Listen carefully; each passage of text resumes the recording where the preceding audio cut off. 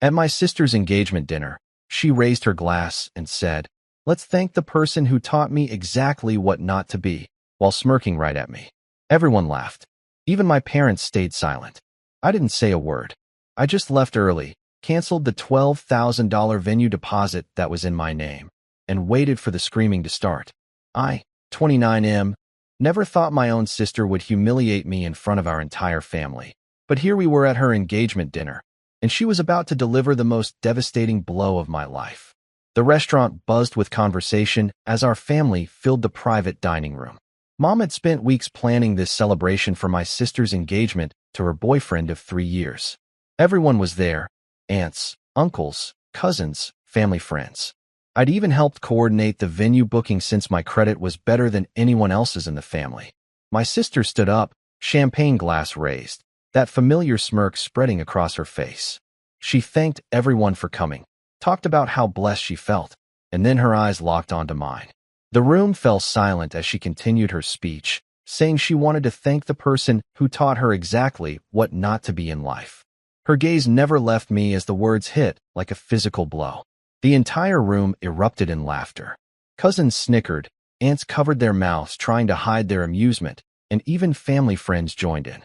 But what destroyed me most was watching my parents sit there in complete silence, not even attempting to defend me.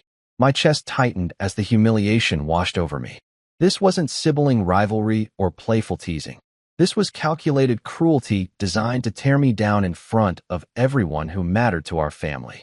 I felt my face burning as the laughter continued, some people even applauding her wit. I didn't say a word.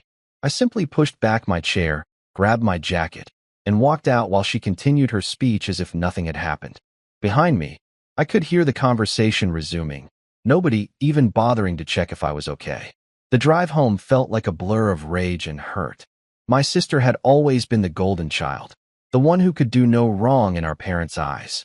She'd gotten into law school while I'd struggled through community college before finally finding my footing in construction management. She'd always made little comments about my choices, but this public humiliation crossed every line. Back at my apartment, I sat staring at my phone for hours, replaying the moment over and over. Then I remembered something that made my blood run cold. The venue deposit for her wedding reception was in my name. 3 months ago, when they were scrambling to secure their dream location, my sister had asked me to put down the deposit since my credit score was the highest in the family. The Riverside Manor had required a $12,000 deposit to hold their preferred date. At the time, she'd promised to transfer the money back to me within a week. That was 12 weeks ago, and every time I'd brought it up, she'd brush me off with excuses about cash flow and timing. She'd even gotten annoyed the last time I mentioned it, asking why I was being so petty about money between siblings. Now I understood why she'd been so comfortable humiliating me. She thought I was trapped. She believed I'd never do anything to jeopardize her perfect wedding because family loyalty meant more to me than my own dignity. She was wrong. I opened my laptop and logged into my online banking. The venue's contact information was saved in my email from all our previous correspondence. My hands were steady as I crafted a message to their events coordinator, explaining that due to unforeseen circumstances, I needed to cancel the reservation and requesting the return of my deposit per their cancellation policy.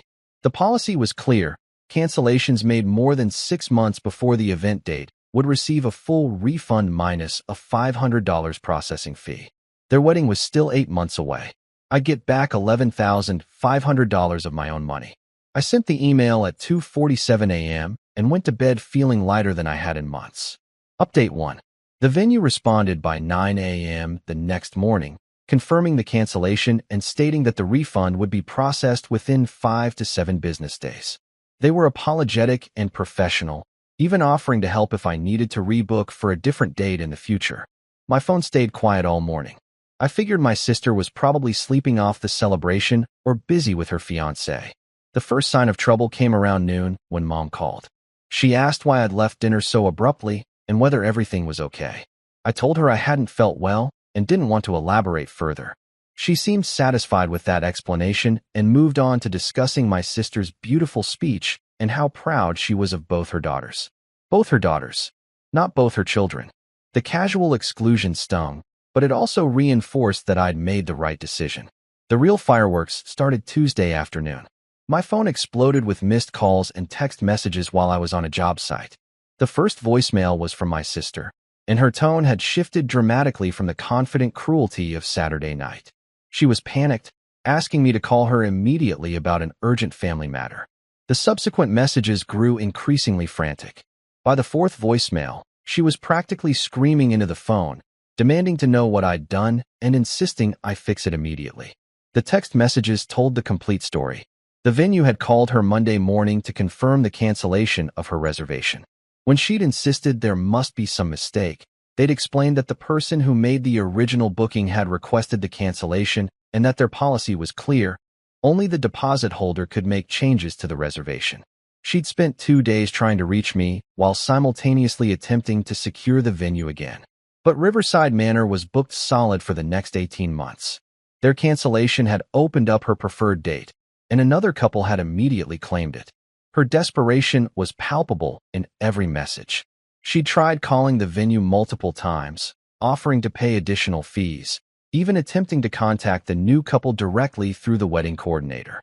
Nothing worked. I didn't return any of her calls. Update 2. By Thursday, the entire family was involved.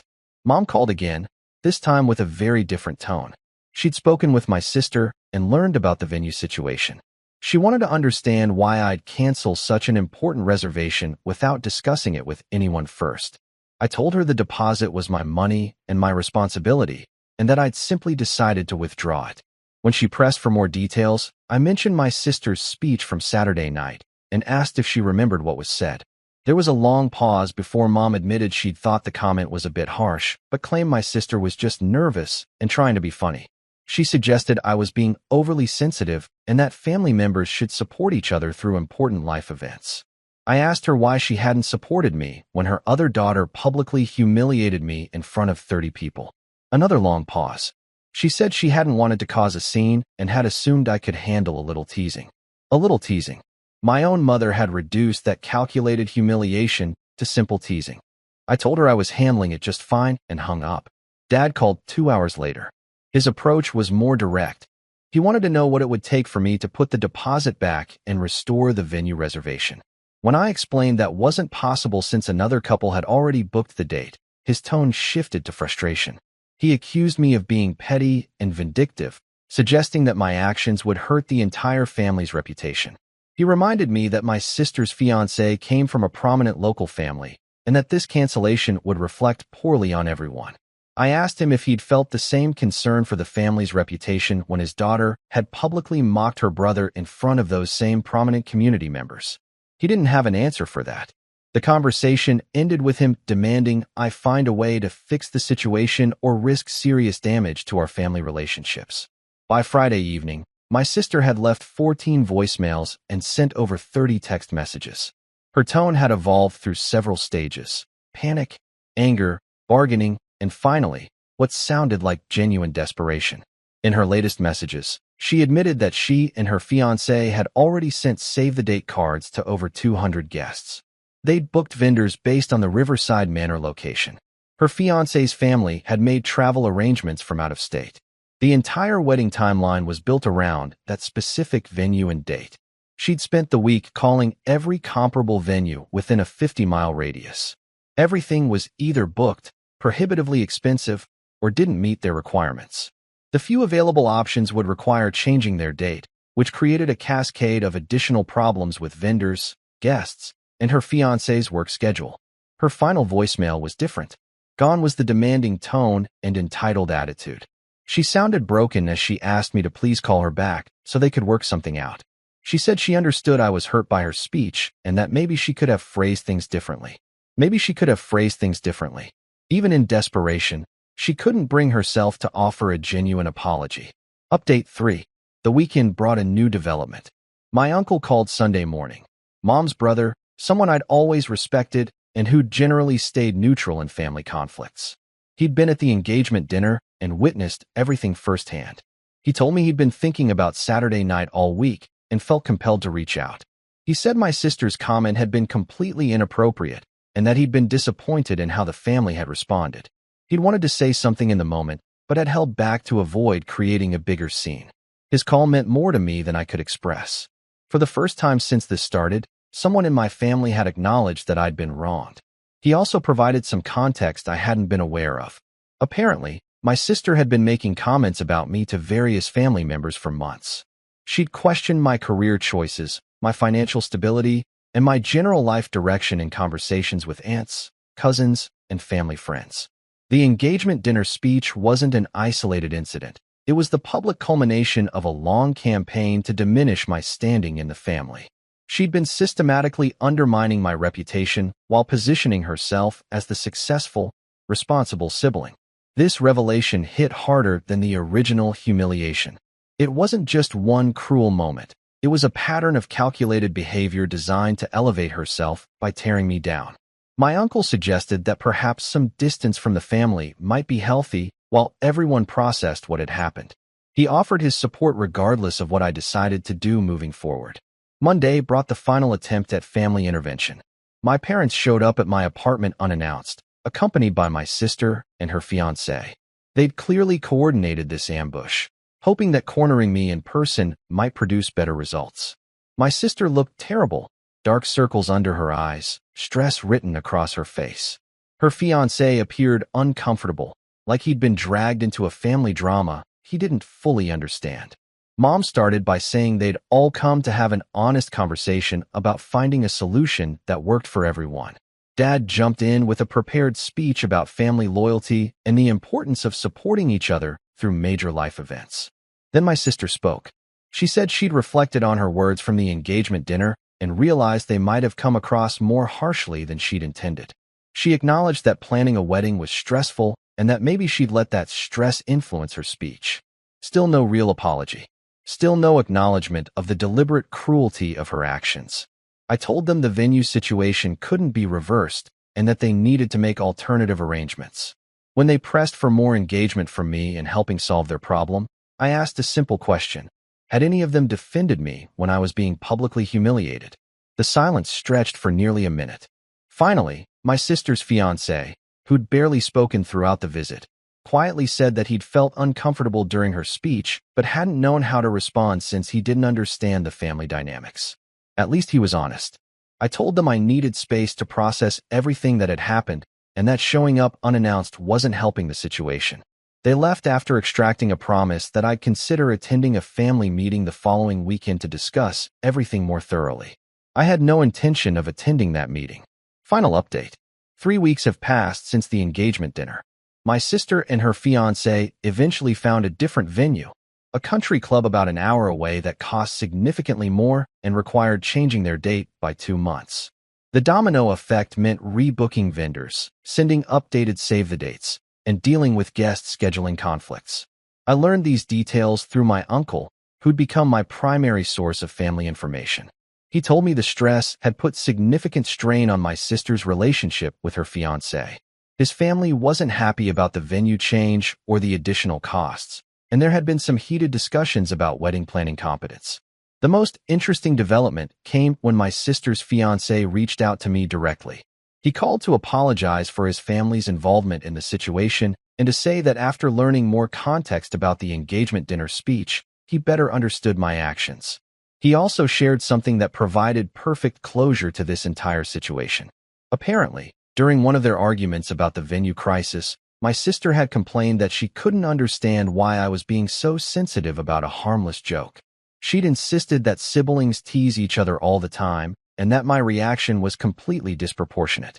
Her fiancé had asked her how she'd feel if he made similar comments about her in front of his family and friends.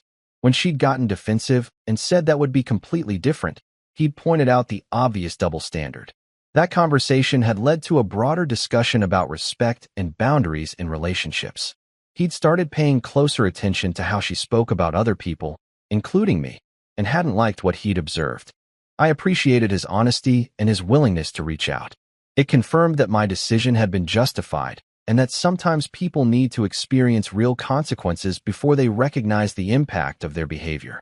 As for my relationship with my immediate family, things remain strained. My parents have made a few attempts to restore normalcy, but they've never acknowledged their failure to support me when it mattered. My sister has sent occasional text messages that skirt around the edges of taking responsibility while still maintaining that her intent was just humor. The $11,500 refund went into a savings account for a down payment on my own house. I've realized that financial independence from my family isn't just about money. It's about maintaining the autonomy to stand up for myself when necessary. Sometimes the most powerful response to disrespect isn't a confrontation or argument. Sometimes it's simply removing yourself from the situation and letting people experience the natural consequences of their choices. My sister taught me exactly what not to be that night. Someone who stays silent while being publicly diminished by people who should protect and support me. The lesson was more valuable than any wedding venue deposit.